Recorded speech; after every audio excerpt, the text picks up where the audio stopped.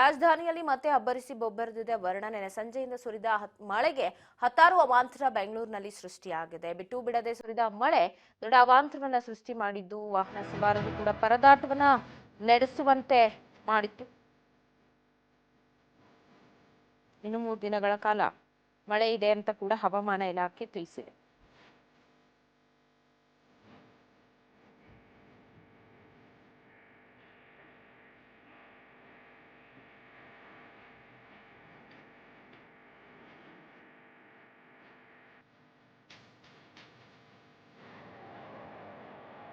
ಬಿಸಿಲಿನ ಬೇಗೆಯಲ್ಲಿ ಬಳಲಿ ಬೆಂಡಾದಂತಹ ಜನರಿಗೆ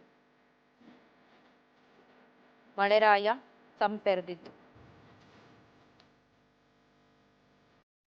ಕ್ಯಾರ್ಪುರ, ಮೆಜೆಸ್ಟಿಕ್ ಸುತ್ತಮುತ್ತ ಎಲ್ಲ ಧಾರಾಕಾರವಾಗಿ ಮಳೆ ಸುರಿದಿದೆ. ಮಳೆ ಬಹಳಷ್ಟು ಅವಾಂತರವನ್ನ ಕೂಡ ಸೃಷ್ಟಿ ಮಾಡಿದೆ.